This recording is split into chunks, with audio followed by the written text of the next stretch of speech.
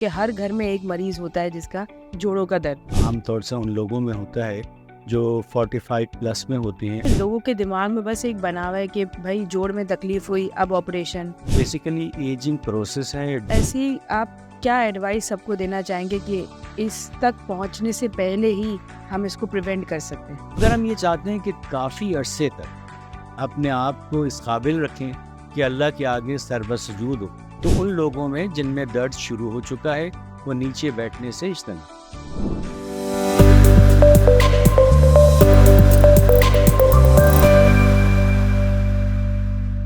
السلام علیکم، welcome to the bone zone. ہمارے ساتھ موجود ہیں پروفیسر عامر جلیل، عباسی شہید ہاسپٹل کراچی. السلام علیکم سر. وعلیکم السلام. بہت شکریہ آپ تشریف لائے.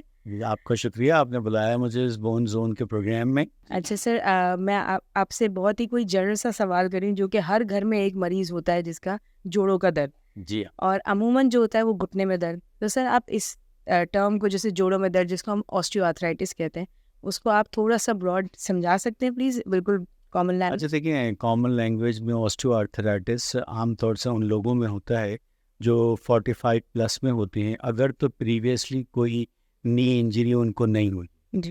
ادروائز ان پیشنٹس میں جن میں کہ کوئی ہسٹری ہو نی انجری کی، نی فریکچر کی، ان میں آسٹیو آرتھرائٹس یا جوڑوں کا درد، گھٹنے کا درد اس ایج لمٹ سے پہلے بھی ہو سکتا ہے. اور یہ بیسیکلی ایجنگ پروسیس ہے. ڈی جنریٹو چینجز ہمارے جوڑوں کے درمیان میں جو جوائنٹ سرفیس ہوتی ہے وہ عمر کے ساتھ ساتھ ٹوٹ پھوٹ کا شکار ہوتی ہے. اس ٹوٹ پھوٹ کی وجہ سے جوڑ کی اپنی جو موومنٹ ہے، اپنے باڈی ویٹ کو سنبھالنے کے لیے وہ انتہائی درد کا شکار ہوتی ہے، اور اس کی وجہ سے روزمرہ کے جو معمولات ہیں وہ متاثر ہوتے ہیں. اچھا سر، لوگوں کے دماغ میں بس ایک بنا ہوا ہے کہ بھائی جوڑ میں تکلیف ہوئی اب آپریشن.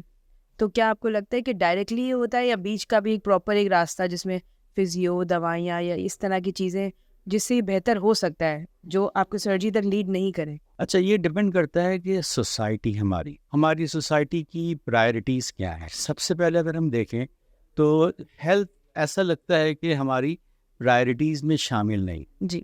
تو ہم جو کچھ اپنے کلینک میں دیکھتے ہیں، عام طور سے لوگ اس وقت رپورٹ کرتے ہیں جب بہت زیادہ جوڑ خراب ہو چکا ہوتا ہے.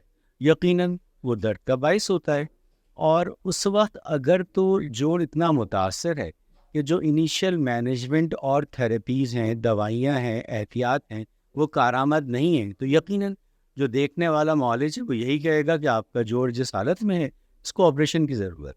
ٹھیک ہے. لیکن عام طور سے یہ ٹریٹمنٹ پروٹوکول نہیں ہے.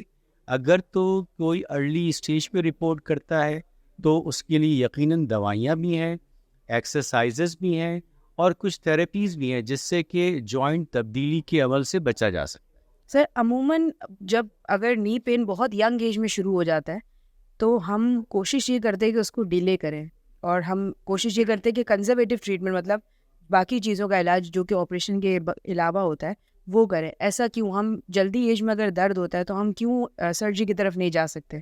اچھا دیکھیں، آسٹیو آرتھرائٹس کی جب آپ بات کرتے ہیں نا، تو یہ ینگ ایج میں رپورٹڈ نہیں، یہ ہوتا ہی اولڈ ایج میں ہے.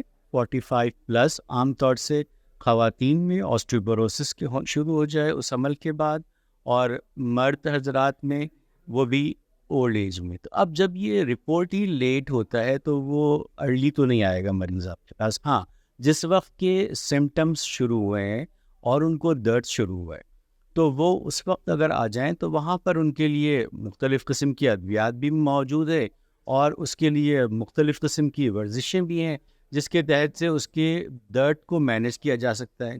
اور وہ تمام عوامل جو ان درد کے بڑھنے کا باعث ہیں ان کو چھوڑ کر اس سے بچا جا سکتا ہے. ٹھیک ہے. تو سر ایسی آپ کیا ایڈوائس سب کو دینا چاہیں گے کہ اس تک پہنچنے سے پہلے ہی ہم اس کو پریونٹ کر سکتے ہیں؟ اچھا دیکھیں، ہماری سوسائٹی عام طور سے اتنے سارے مسائل کا شکار ہے کہ صحت شاید اس کے بہت آخر میں کہیں پہ جگہ بنا پاتی ہے.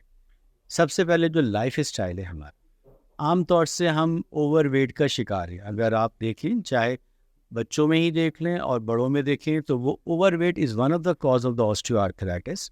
اس کے علاوہ جوڑ اگر کسی وجہ سے خراب رہے بچپن میں، جیسے کہ کچھ ٹیڑھے پن کا شکار ہو جاتے ہیں اور ان کا علاج نہیں کرایا گیا، تو وہ بھی جلدی آسٹریو آرتھرائٹس کا شکار ہو سکتے ہیں۔ پھر سپلیمنٹس، ہمارے پاس وائٹامن ڈی بہت زیادہ لوگوں کو اویئرنیس ہو چکی ہے، لیکن اس کے باوجود وہ کس ڈوز میں لے رہے ہیں، کتنا لے رہے ہیں، ہمارا سن ایکسپوجر کیا ہے، جی ٹھیک ہے نا؟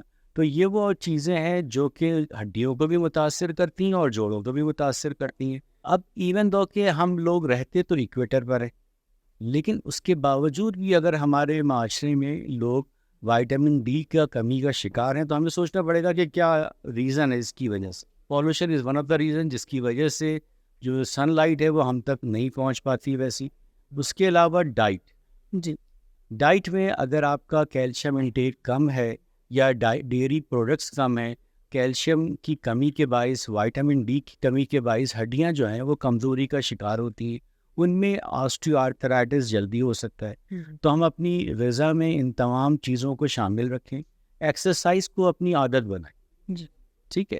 تو ایکسرسائز سے کیا ہوگا کہ مسلز اسٹرینتھن ہوں گے، آپ کے جوڑوں کو سپورٹ ملے گی، ان کی رینج آف موشن بہتر ہوگی، تو یہ چیزیں کم ہو جائیں گی۔ پھر ہمارا جو رہنے کا اسٹائل ہے، عام طور سے فرشی نشست کو ہم پریفر کرتے ہیں، نیچے بیٹھتے ہیں۔ سب سے بڑی بات، ہماری عبادت ایسی ہے جس کے لیے ہم فل فلیکشن کرتے ہیں۔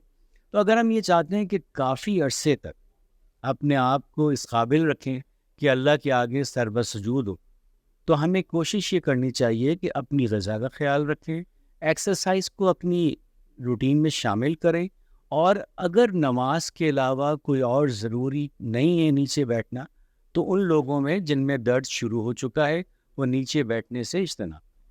تھینک یو سو مچ سر، آپ نے بہت آسان الفاظوں میں سمجھایا، بہت شکریہ سر، Thank you. Thank you for السلام کمنگ، علیکم. جزاک Thank اللہ، you. وعلیکم السلام۔